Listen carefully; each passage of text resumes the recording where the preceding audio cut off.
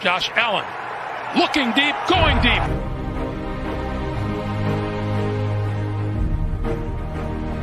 To me, talking about the Bills, what else would you rather be doing?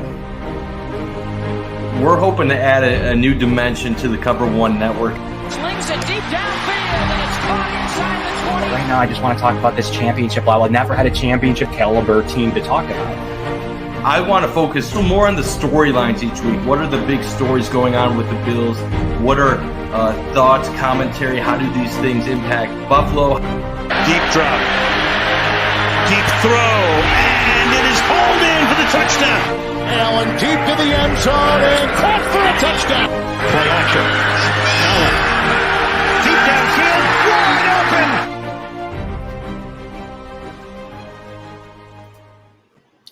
Welcome into a new edition of the Going Deep podcast, Victory Tuesday. I'm your host, Kevin Masseri, back in action here with Mike Bunt to talk about the victorious effort, what a monumental effort the Bills had yesterday against the Tennessee Titans at home in front of a very raucous crowd. Mike, how you feeling today?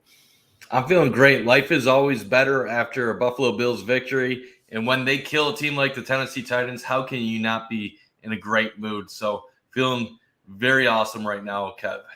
Yeah, I mean, it was very interesting. It was very quiet in Tennessee land. The fans they're at bay. They're hiding. They're very vocal when the team's winning.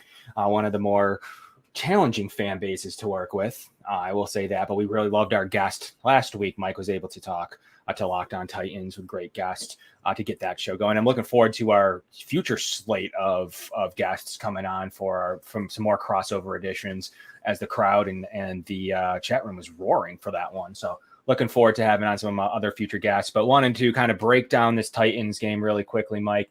Going to get into the Dolphins game. More importantly, it's what's next on the schedule. So it's the most important game here, as the coaching and the players will tell you. So just wanted to, kind of enjoy for 24 hours here, this victory, but, real briefly turn it over to the Dolphins game. So let's start there. You were there. Talk to us about the crowd, the atmosphere, what was going on in Orchard Park yesterday, Mike. Yeah, it was electric at the stadium yesterday from start to finish, from the tailgates before the game to kickoff. I haven't seen a crowd like that since before the pandemic. Last year, a lot of bad weather games. Never really felt packed in to the extent that we had last night. And obviously the weather was perfect for an evening of football. Home opener, everything put together created a great atmosphere. It was loud, it was energetic, and the Bills put on a show, which just kept it going throughout the night until essentially the game was over late in the third quarter. So it was quite the evening at Highmark Stadium. So you said it was just so back basically since 2019, really. Like how does it compare to any other game you've been to in the history of your seasons or just going to games in general? Yeah, so for me, the last time I've really seen night games that had that type of intensity from the crowd were games a while back. I remember the Dallas Monday Night Football game, but that was a bad Bills team that was kind of came out and was shocking the Cowboys early.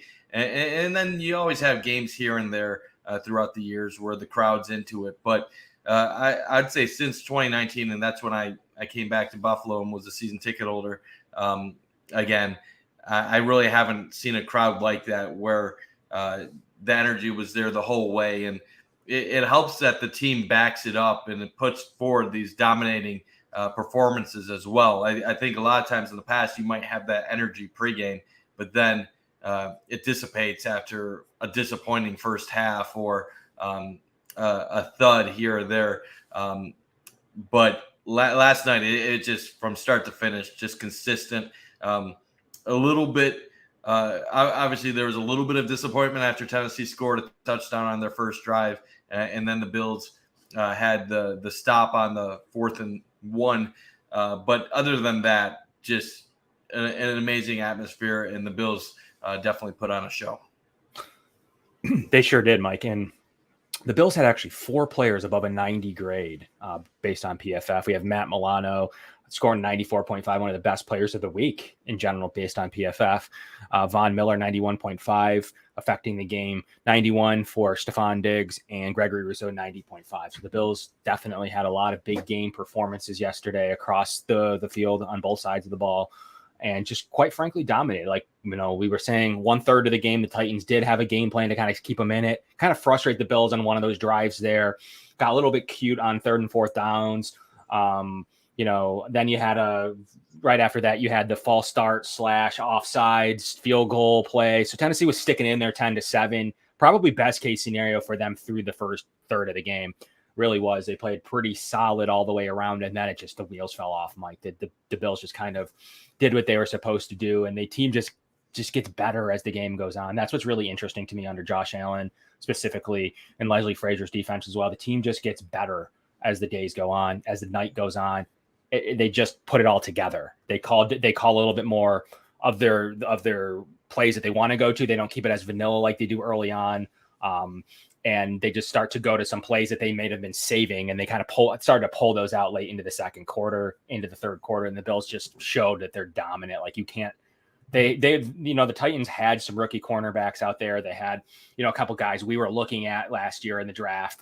McCreary. They also, Avery was a rookie. So the Bills never felt like they could challenge them. As you saw, when they did shade coverage over to Stephon Diggs, you had Jake Kumar wide open. So that the Titans just couldn't figure out what they wanted to do coverage-wise.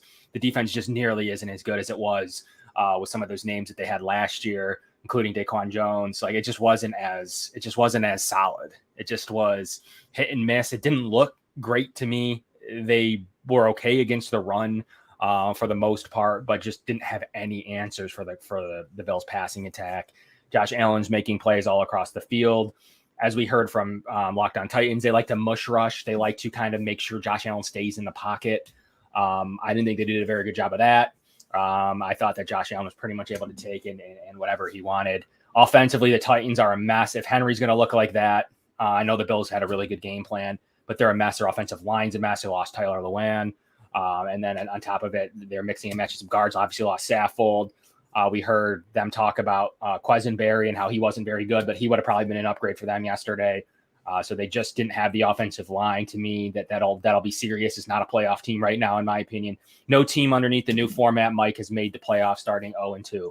So we'll see if that changes. But there are some names down there. You got the Bengals, you got the Titans, you got some others to watch out for at that 0-2 mark. And you got a couple 0-1-1s as well in Indy. A couple of names, 3 teams we thought would be the final 7 in the AFC are now looking at a really monumental climb out of the hole to get there to compete with the Bills. And now, obviously, the Ravens we're going to talk about the Ravens/Dolphins here in a minute, but it just, to me, there isn't that other AFC team right now that can compete with KC and Buffalo, right? Yeah, it's Buffalo, KC, just like it has been the last 2 years. And that's really what I thought it would be going into the year. I know a lot of people have been hyping the LA Chargers, and with good reason. They have a stacked defense. They brought in some quality free agents, and Herbert's one of the best young star QBs in the league. But the Chargers are still a step behind. I know they could have beaten KC and that they were in control at one point during that game, but Mahomes finds a way to finish, and that KC defense is a lot more balanced than it has been in previous years. I think it comes down to Bills and the Chiefs, and luckily for Buffalo, I think this is the year that they get that home field advantage in the playoffs. I know that the 1 seeds hasn't been advantageous in recent years, but I think it's different in Buffalo's case. Just the not going on the road to Arrowhead from a psychological perspective, I think is huge. And also, Josh Allen, yes, we know the weather in Buffalo gets crazy in January and February, and that with the Bills being a pass-first team, that can hinder their ability at times. But you know who it hinders more? Opposing offenses that aren't used to playing in that type of weather. So even if you had an average to slightly below average Josh Allen performance, it's probably going to be a lot better than any opposing quarterback that's going up against the Bills defense in that type of weather when we get to the end of the season. So, yeah, I think those are the 2 teams it's going to come down to, and I think the Bills have an advantage considering they play in the AFC East, and Kansas City is going to go up against that gauntlet in the AFC West. Absolutely. And yeah, too, I mean, I think Josh Allen was right outside the 90 on PFF. I mean, he missed a few throws early, some of that one drive probably, and then not finishing the third, basically in the fourth, does hurt you when it comes to score. Like, you need a certain amount of 1 to 2 level plays. They call it like a 1 and a 2. They rate it from -2 to 2 on every single play. And then, based on that, they go ahead and overall score you. So that's mainly where Josh Allen doesn't fit in, but he's still, I think, one of their highest rated quarterbacks on PFF system. So there's definitely nothing to be too concerned about. But man, the fact that turned into a preseason game, Mike, late in the game, it's just remarkable to see. Like, the Bills were literally kneeling on the ball and still, they basically said, I'll punt the fourth quarter away. Like, they just had no interest in needing any more injuries. You saw Micah Hyde go out late there in the third quarter. You had obviously the Dane Jackson incident, which much discussed. Glad to see him out of the hospital and moving. That's really great news. And by all accounts should play at some point in the near future. I don't know when that'll be, but it does seem like it will be something we'll be able to see him at some point here soon, based on everything we've been hearing. So, and then you saw that weird footage of Haskins moving him on the ground. That didn't sit right with me, Mike. I didn't like that too much. I don't think like whatever sport you play, you don't touch a player when they're down. Like, the refs are there to manage the game. If he's faking it, then there's timeouts needed and there's ways to supplement that. I just don't think you guess. Like, I don't think that's, you're all a brotherhood. You're in the NFLPA for a reason. Like, I just don't think you mess around there. And like, there was no inclination that the Bills would be faking it. Like, I just thought that was wrong. You can really hurt somebody by moving them on the ground. Like, that's the number one thing they do, is stabilize your head, to make sure that there's no future injury there. So I didn't like to see that. I thought that was cheap. I thought that he cared more about getting up to the line of scrimmage than he did a player that was needing an ambulance. So, and then on the same note, you saw Bobby Hart take a swing at Simmons in the tunnel. Just suspended for a game here against the Dolphins, which is an interesting. No one caught that until about a half an hour ago. So that was pretty interesting to see Bobby Hart taking a swing at one of the best players on the Titans. Clearly, there was some bad blood there. Is suspended for the Dolphins game. That's okay because they have Tommy Doyle. That'll slide right in there as the 7th, 8th lineman on the active roster. But it was a really interesting note to come out of all of this. And then obviously we're waiting on the defensive tackle news, Mike. We're waiting on Ed Oliver. We're waiting on Settle. We're waiting on to see what's going on with Jordan Phillips. We saw the footage of him. He's been one of the best Bills players on the team. And we saw the footage of him just kind of fall over during the return touchdown by Milano. So a lot to digest there coming out of a really nice win. But the offense, I would envision being full go. I don't really envision anything going on there. I think Gabe Davis said he would be able to play, but the team held him out cautiously, which was the right move after all that. So they should be okay on the offense, but the defense is missing, maybe, including Trey White, probably missing, depending, half of their starters. Yeah, that's the only real major concern at this point in the season is how many more players can you afford to lose and continue playing at the level that they currently are. Offensively, it doesn't appear that anything can slow them down at this point. They're just clicking on all cylinders, and when you see Stephon Diggs have the games that he's had the first 2 nights of the season, it makes you realize he could do so much more than what the Bills even require him to do in a season-by-season basis. Sure, he gets 100-plus catches, but last night shows if the Bills wanted him to be a Cooper Kupp or Michael Thomas when he was putting up amazing numbers, Stephon Diggs could be a 140 reception guy on this Bills offense. They just have no reason to force it to him on a nightly basis because they have so many other weapons on this offense with Gabe Davis, Dawson Knox, Isaiah McKenzie, Jamison Crowder. But on a night like last night where you have Kumaro as your number 2 wide receiver and you don't think that Tennessee has the guys that can slow down Stephon Diggs, why not just go all out and just let him obliterate an opposing defense? It's fairly obvious the Bills knew they had a matchup advantage early in this contest, and they just continued to attack. And any worries of what the offense would look like without Gabe Davis turned out to be really an overthinking going into it. And not that the Bills wouldn't much rather have Gabe Davis in the game, but the Bills just are a machine, and as long as Josh Allen continues to get pass protection like that, they're going to be almost unstoppable. That's the only thing that would ever concern me, is if the O-line ever started breaking down to injuries and stuff like that, and Allen started getting pressured, what would happen in that situation? But assuming they get protection, it doesn't matter who the 2, 3, 4 wide receivers are. Josh is going to make plays, and it's just going to keep happening all season long. Right. And so we just wait to see what this injury report's going to look like here tomorrow. On a Wednesday, it's a short week. You'll get the full report tomorrow. I'd envision that Ed Oliver was close. I think Davis was ready to go. I mean, we don't really know. Hyde's had been banged up in the past, but usually goes, but only misses a game occasionally.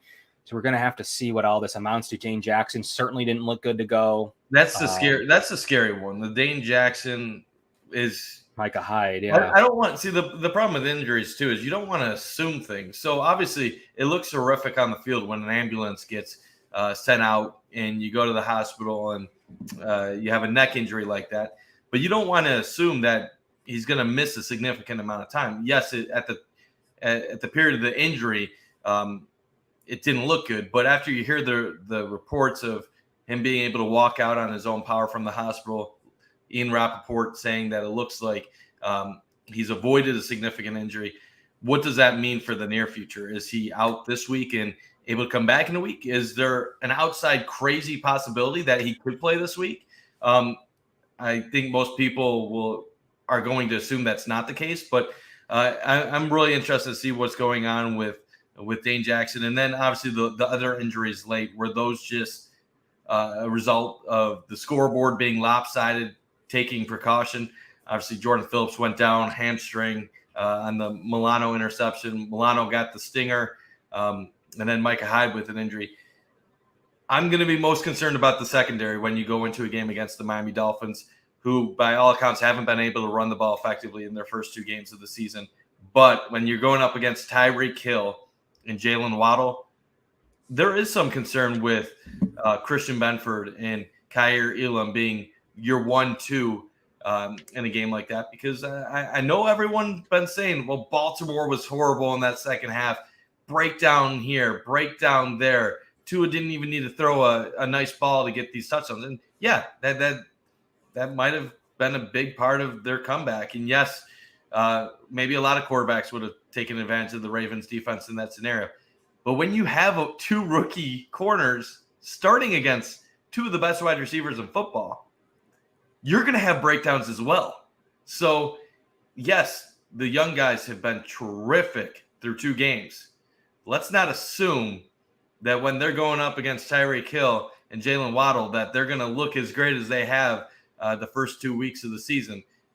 The one saving grace for the Bills in that scenario, if they have to trot the 2 rookies out there, is this pass rush has been incredible through 2 weeks. And if you get to Tua, he's going to look pedestrian regardless of who his weapons are. So that's the one thing. Obviously, the injuries is the one thing I'm paying attention to right now. Yeah, and David Chow, the Pro Football Doctor, said, we heard Dane Jackson walked out of the hospital. We can address the next question. He may have a spinous process fracture, but still could play for the Bills this season. So, I mean, that doesn't sound promising for the short term, at least in that regards, based on what he's known from being a team doctor in the past. And he says why Bills corner Dane Jackson was extremely fortunate. Injury wasn't far worse. I mean, obviously that's, goes without saying. Always could be worse, I guess. If Dane's out, they have to.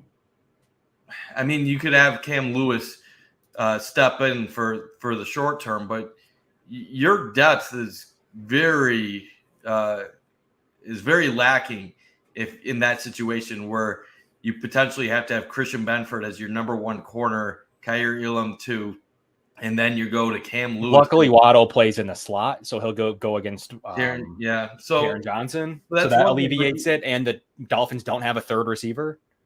So there's definitely some play there, but it's going to be on the other side. But that's where you have, if Hyde's healthy, that's where, whoever the other receiver is going to be is going to have. You're going to have Kyer Elam and Hyde over top Tyreek Hill the entire game.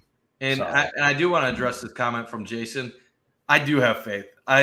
This Bills defense is legitimate, believe me. And I love the play of these young corners to start the season. But football is football, and mistakes happen. I trust the Bills coaching staff. I trust that they put their players in the best position to succeed. But you're talking about Tyreek Hill and Jalen Waddle. That is probably the best receiving duo in the NFL at this moment.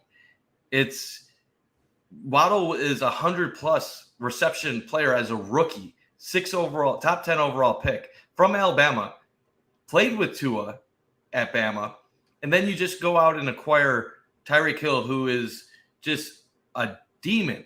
And yes, I see your comment here about Baltimore had a 35-14 lead for a reason. Of course they did. Baltimore is a good team, and I'm not saying Miami is going to abuse the Bills' defense. I am just bringing up the point that when you make a mistake against certain teams, you can get away with it. You make a mistake against Tyreek Hill, he burns you for 60 in a second. Same thing with Jalen Waddle. Miami, the only thing that's keeping Miami back from being a better team this year is the person that they have playing quarterback.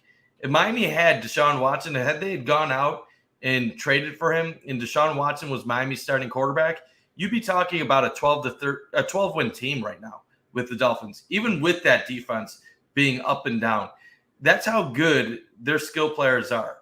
And I don't take it for granted that young players that are new to the NFL are going to look great against two of the best wideouts in football. So, yes, you can have faith in your young players while also expecting there to be mistakes along the way. And even if there were a few mistakes along the way, that doesn't mean that Christian Benford or Kyer Elam are playing poorly or not progressing or developing properly. It's just that's what tends to happen when you go up against the best players in football. Things happen.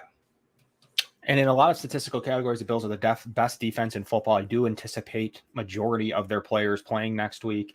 I think Sean McDermott said today, and I quote, that Hyde and Phillips are day-to-day, and Dane Jackson is in good spirits. So that's yeah, we don't know what in good spirits means. That could be anything from playing this week to out for the season. So I don't know what good spirits means. Gabe Davis at Oliver, Tim Settle, all are improving. Matt Milano, Jordan Phillips, Micah Hyde are day-to-day. No trajectory for game status at this point in the week here on Tuesday. We should have some trajectory tomorrow. There was also reported that Micah Hyde did go to the hospital last night to be evaluated as well. So I mean, that's where it gets scary. If he's out and you're without Dane Jackson, then you're going with a backup safety, two rookies at corners. That's where you need the pass rush to step up. And luckily for the Bills, you got Von Miller and Greg Rousseau and a great defensive line, interior line that's good against the run and getting pressure on the quarterback. So, yes, the Bills will probably be fine, even if those guys are out. But as these injuries add up, it gets a little bit more nerve-wracking. Yes, they made Tennessee look horrendous last night, but you're looking at a Tennessee team that looked horrendous against the New York Giants. That Tennessee Titans team, while they were good last year, is a shell of their former self. They cannot run the ball right now. And as Tyler Rowland on our show last week said, Derrick Henry is not finding the holes. He's running upright. He's just not the Derrick Henry we're accustomed to seeing. Their offensive line is not blocking at a good rate. Ryan Tannehill is playing mediocre football, and they traded A.J. Brown away. That Titans offense is not a good offense at this time. So, yes, give all the credit to the Bills because they shut them down. They did. Like they played a great game. But let's not act like Tennessee is a juggernaut offense. That's a bottom 10 offense right now in football until things change on paper. Right. And, so we'll see. Day-to-day still encouraging with Jordan Phillips and Micah Hyde. Sean McDermott has used the terminology week to week in the past. So just seeing that is good. Like, I do believe the Bills will see a majority of them. I do think you'll see Dane Jackson for good spirits sit out regardless this week. But I do believe that majority of their players, including probably ones that were like Tim Settle, had a full practice. The Bills were very cautious last week. Ed Oliver was said that he could probably go. Gabe Davis definitely was disappointed. He said he was able to go. So I don't believe that any of those that sat out are going to be out. So even if they do lose Phillips, they will backfill it with Settle and Oliver. And, obviously then you still have Jones and you still have probably calling up Brandon Bryant. I think they'll be okay. At the defensive line position is very solid, very strong. Linebackers, I don't see Milano missing, so you'll be fine at the linebacker position. Really could come down to just basically missing Dane Jackson, which I do think that they can get over. The downgrade from Jackson to Elam is probably a little bit, but not very big in my opinion. I just don't anticipate a world where Dane Jackson, football wise, would have done anything significantly better than Elam would have to stop. Well, I think I wouldn't say significantly better. It's more that Jackson, you don't fear the mistake being made. Elam in college would bite on some double moves, and he would get beat from time to time on some moves. I don't think I think in that scenario, you're not assuming that would happen to Dane Jackson, but something like that might be able to happen against a Kyrie Elam. Granted, if you're talking one play a game, is that really going to make a difference when the Bills are putting up 30-plus points? Probably not. If you can control and keep them in check, you're probably okay. It's if you get burnt continuously, that's where it becomes an issue. And with this defense being number one for back-to-back years so far, I don't anticipate that happening. As we see here, the Bills can score with anybody. So even if we do have a game where these Ds getting burnt, I do believe that Josh Allen is the ultimate equalizer. And quite frankly, I'm not sure that they could keep up with the Diggs Allen connection. Davis is back. The offensive line's been playing awesome, for large stretches. Josh Allen's had all the time. You're not worried. You're not worried. I could be less worried than I'm not even an ounce worried. I think that Josh Allen owns Miami. He absolutely has. I'm not worried either. I just want to record numbers against them. I'm not worried either. I just want to respect something that they actually bring to the table that's legitimate. Like the passing attack, sure. Yeah. It's okay to say positive things about your opponent and bring up a matchup where they have an advantage. That's one matchup that Miami has the advantage over the Bills is their wide receivers against our corners. Everything else, for the most part, is advantage Bills. So, yeah, I'm still expecting the Bills to come out and play a great game and get a decisive victory. But Miami's wideouts are legit.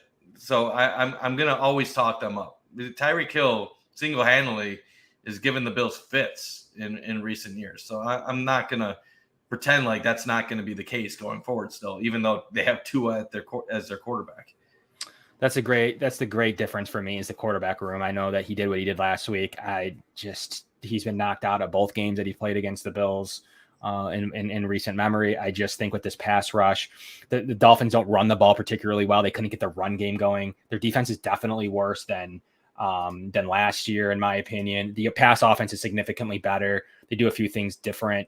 They have a big talent influx at the offensive side of the ball, but I think the defense is worse. That's where they got to where they were under Flores with some of those great defensive performances, turnovers, sound defensive football. Didn't see that against the Ravens. And they're going to be playing an even tougher competition. The gap integrity was terrible by Miami. I mean, Josh Allen has the makings to have a day. Now, what the Bills defense is able to do, we'll see. I still think it's one of the best in the league, even missing Dane Jackson and maybe others. So we're going to have to, and don't forget how good they were yesterday without two of their four defensive tackles. So you're playing a dude from Coastal Carolina, a guy we covered at UB, CJ Brewer. Like, I mean, that's still how good the defense was yesterday over, even missing a couple of their defensive tackles. So even if they have to miss one defensive tackle and Dane or some form of formulation of that, they've been in this system forever. The system's good. Elam and Benford getting some meaningful snaps in back-to-back games. Like, I just don't see an issue right now. Tyreek Hill's going to get his. He got his last year at times. So I just don't. This defense prevents big plays. You're right, but I think that's also a little bit overconfidence. Just being real. Just like this defense does keep opposing teams in check. Like, I'm not denying it. number one defense last year in points allowed per game, yards allowed per game, and third down conversion rate.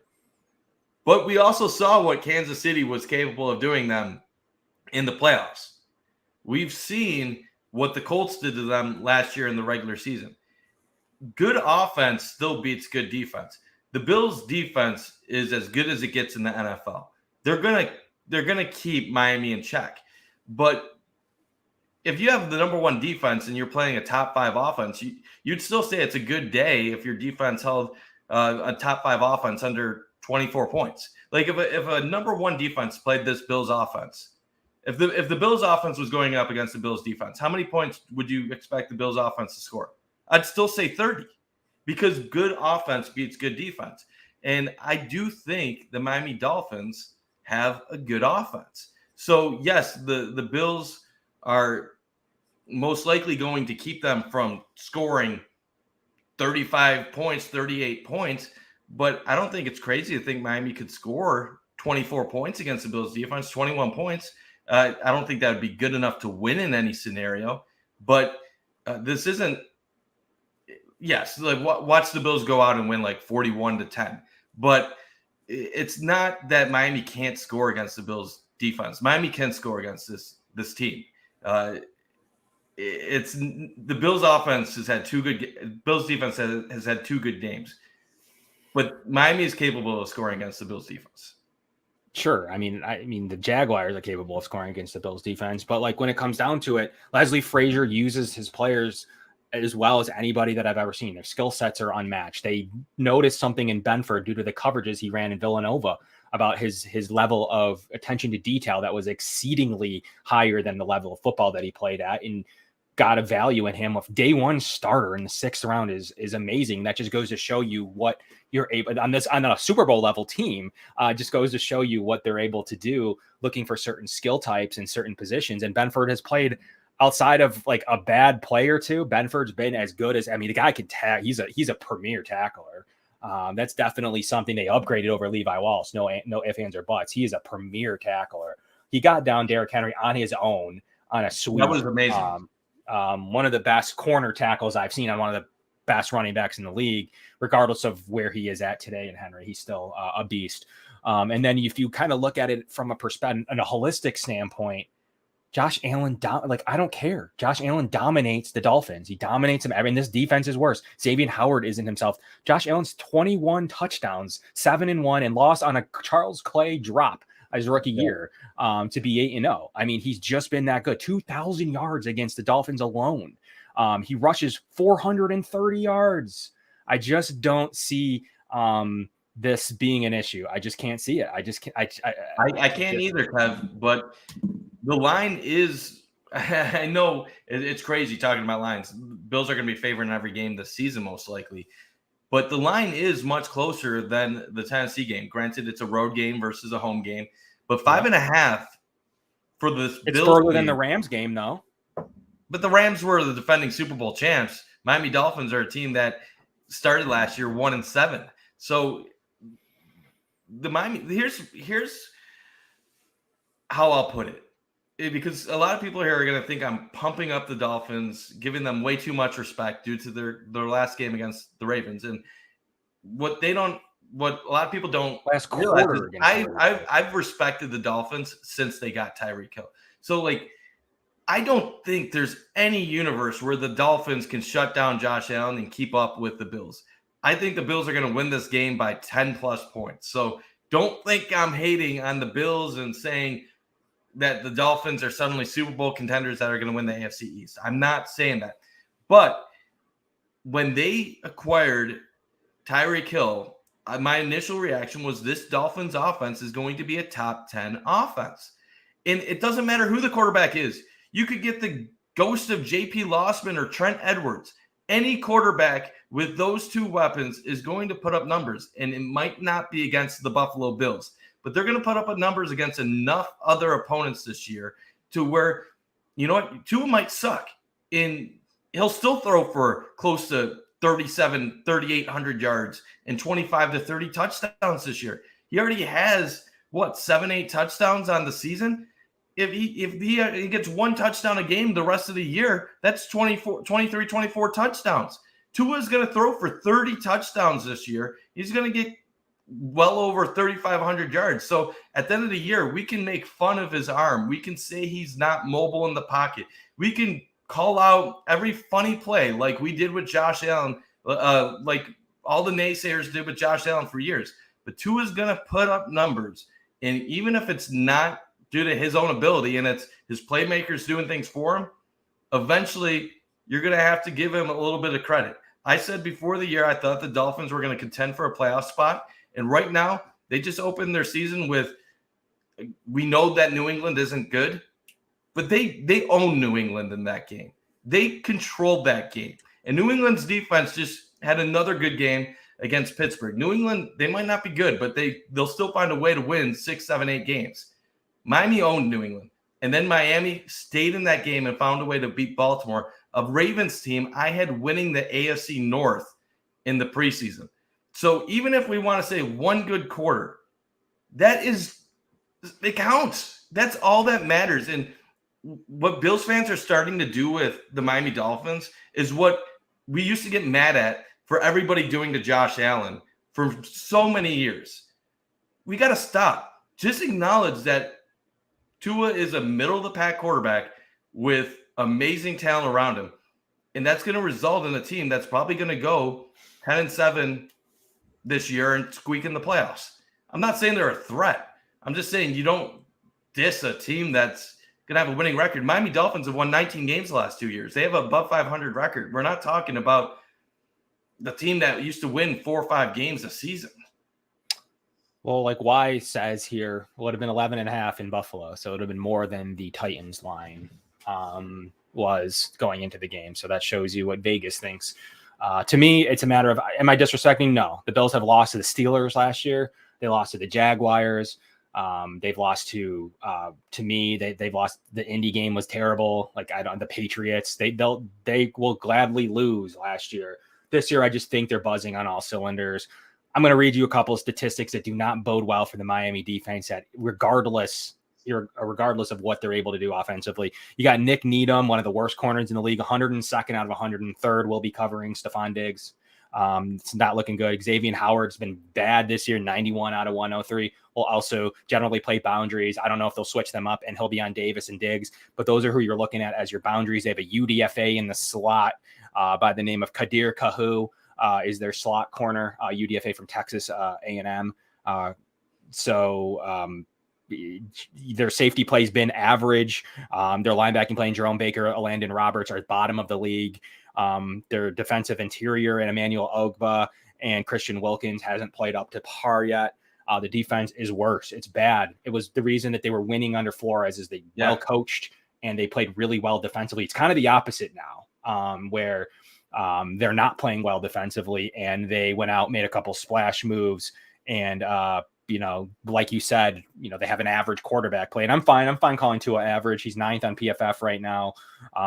They've had a little bit of decent presence on the offensive line with Terron Armstead and Connor Williams, but they've been struggling on the other side of the ball with Greg Litter and Liam Eichenberg have been bad, so they're going to have a challenge against the Bills pass rush. There's been no receiver help outside of Waddle and Hill. If either of them go down and or need breathers and or small stretches of not playing, their backups, Trent Sherfield and Cedric Wilson, aren't very good.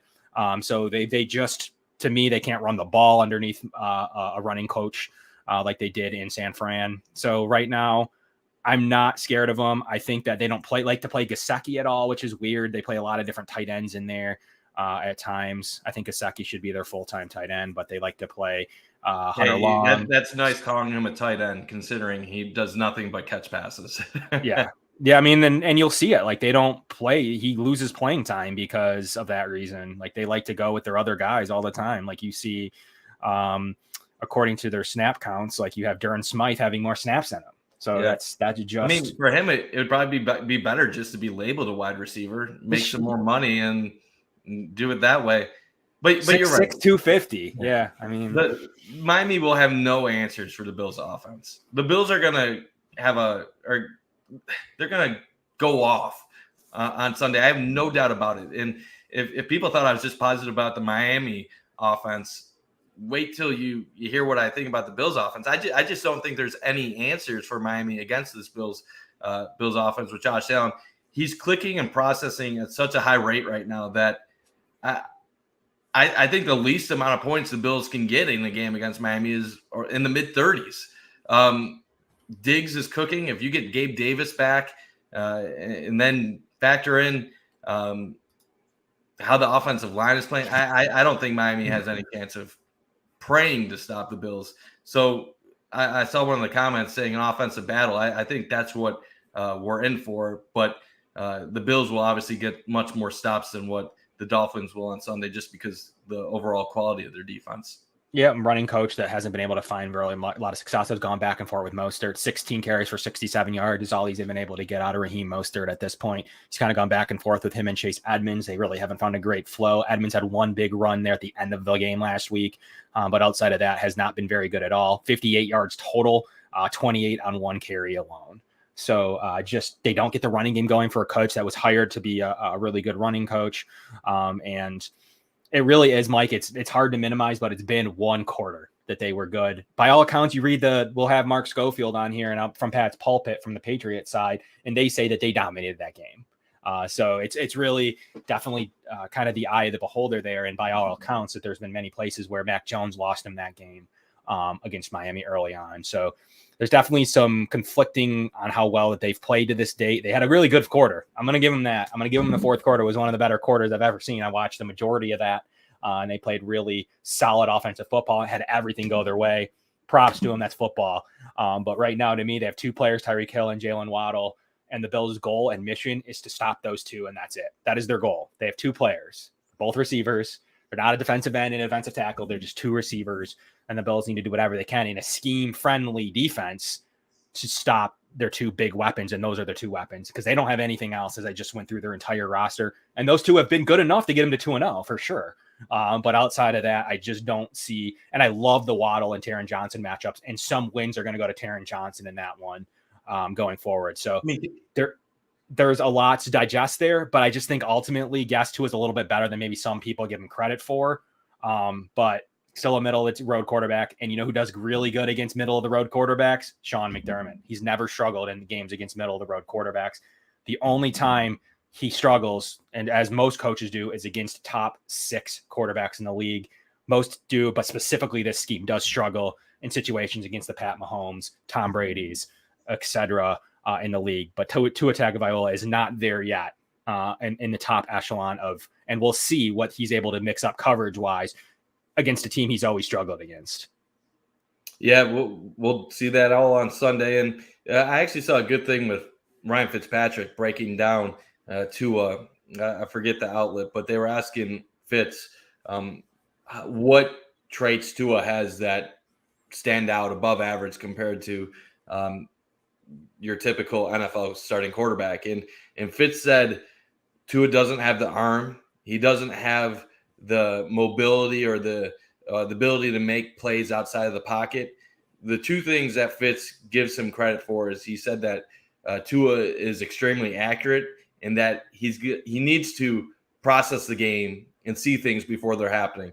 I don't have the confidence that Tua for a full 60 minutes will be able to break down the Bills defense and make enough plays over the course of 4 quarters to win a game. I do think Miami is going to hit on some decent passes. Like I don't expect the Bills to hold Miami under 200 yards. I think Miami is going to have a game where they're going to get their 300. I would say 300 plus yards, but in the grand scheme of things, it's not going to matter if the Bills offense is going off and scoring 35 points. I don't think Miami can go score for score with the Buffalo Bills when they're rolling, but I would have told you the same thing before Baltimore played them, and I would have been wrong with that. Lamar Jackson had a hell of a game on Sunday against Miami, and somehow the Dolphins were still able to pull out that victory. Lamar had a 75-yard touchdown pass to Bateman, had a 79-yard touchdown run.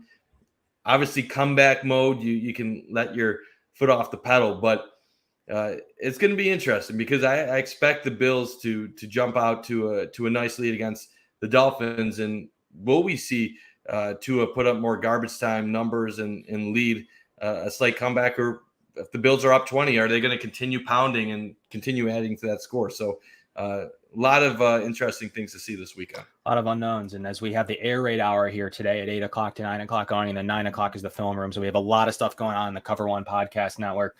So stay tuned with us here, where we'll be here live with you for another 5 minutes or so. Kind of we'll give your score predictions here for Miami. Looking forward to Steelers guests that we'll have, Ravens guests that we'll have as well here in the coming weeks. Jenna Harner will be on with me.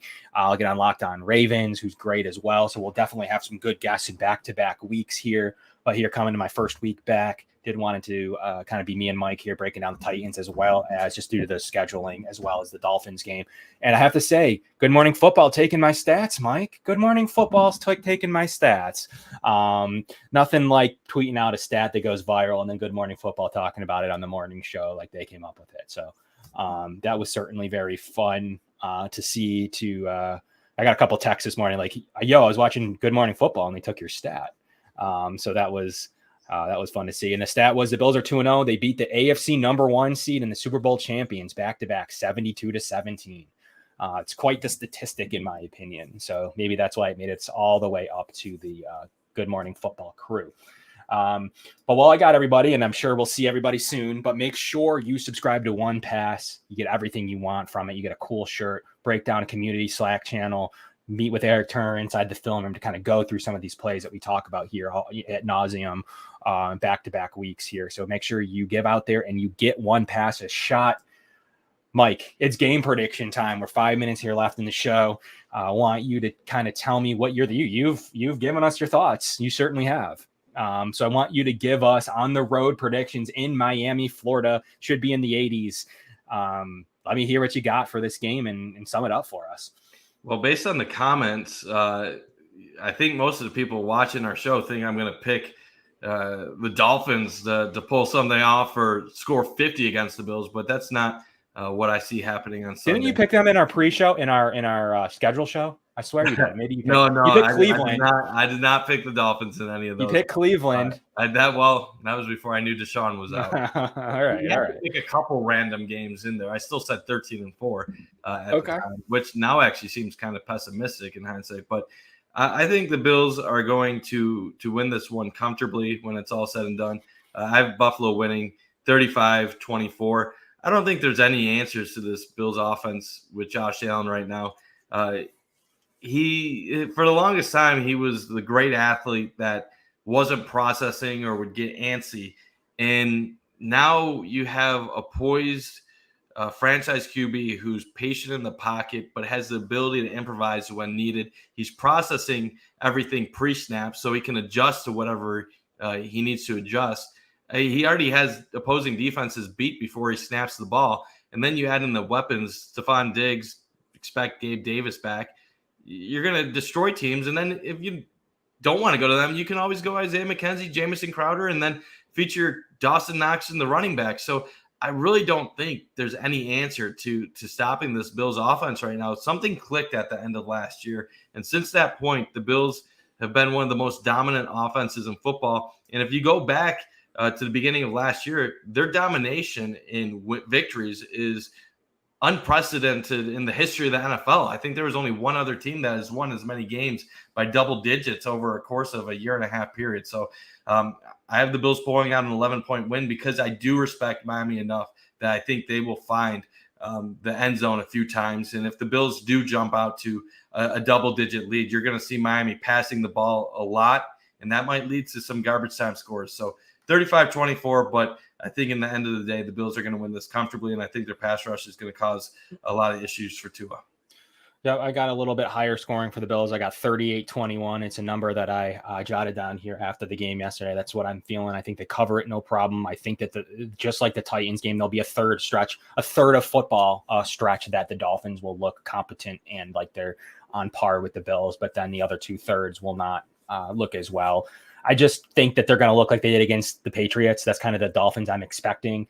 The Bills will run the same type of defense. Bill Belichick, very good at it. Same as McDermott, confusing, younger / mediocre / whatever you want to call Tua, and taking away his best weapons. Once again, the Bills need to take away 2 weapons. I think that they'll be able to do so, and they'll run a similar scheme like they ran against the Rams, more than so against the Titans. So I think you'll see a similar scheme that they ran week 1, and being able to come after them, and they're going to come a very rush for a heavy unit, and they're going to get after the weak side of the Dolphins line, which they certainly have one. And they've been struggling on the right side of the line. So with all that being said, I do believe the Bills do go ahead and take this away. And we'll see. I think that the offense can't be stopped really. They only stop themselves, whether it's turnovers or goofy 3rd and 4th and 1s, or when they put Zach Moss in the game, one or the other. They seem to do no wrong otherwise. So completely fine with like, no more Zach Moss. He can't run the ball. He can't run it in short yardage. He's the same Zach Moss we've seen. Ankle injury, foot injury, same dude we've seen in multiple years. This preseason hype never amounts to anything, Mike. I had to get that out there, that he's the same struggling 2 yards per carry bomb. Someone's not happy that he gets carries still. No, I can't believe he gets a single carry. He just can't run short yard. I don't care. Like even pass catch, I'll have him pass catch. Fine. I just honestly, can't like have 3rd him short and 1. yardage. I know we got to wrap up here, but 3rd and 1 and like 4th and 1 is like the scariest thing for me as a Bills fan right now, because I feel like the Bills overthink it and they believe they have to go power or finesse or something. You know what? To me, if the Bills are in 3rd and 1, 4th and 1, 3rd and 2, just treat it like it's 2nd and 7. Like, don't worry about getting 1 yard, 2 yard. Just go in shotgun and let your wideouts get out. No team is keeping up with any of these guys. So stop giving them an opportunity by going to power. And they did it. They ran a good play to Kumaro. It was a good play. Poor throw. Josh just jumped it by accident. He just jumped it. But the first sequence was kind of overthinking things a little bit. Oh, I couldn't agree more, RJ. One of the worst short yardage backs that everyone says is good at short yardage. But we got to get out of here. We have the Air Raid Hour right up against us here. So please tune in to the 8 o'clock hour from the Air Raid Hour from the Going Deep podcast and the Cover One podcast network. We'll be right at you at our normal time next week, 7 o'clock as always on Tuesdays. We'll have some great guests for you next week, so stay tuned to that one. But coming up right on our heels is the Air Raid Hour, followed by the Cover One Film Room. So stick around, talk some more Bills, and just stay tuned. We appreciate everybody pulling in here and continue this coverage train only here on the Cover One Podcast Network. Josh Allen looking deep, going deep.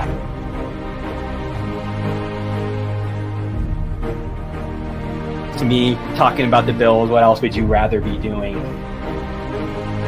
We're hoping to add a new dimension to the Cover One Network. Slings it deep downfield, and it's caught inside the 20. Right now, I just want to talk about this championship level. I've never had a championship caliber team to talk about. I want to focus more on the storylines each week. What are the big stories going on with the Bills? What are thoughts, commentary? How do these things impact Buffalo? Deep drop. Deep throw. And it is hauled in for the touchdown. Allen deep to the end zone and caught for a touchdown. Play action.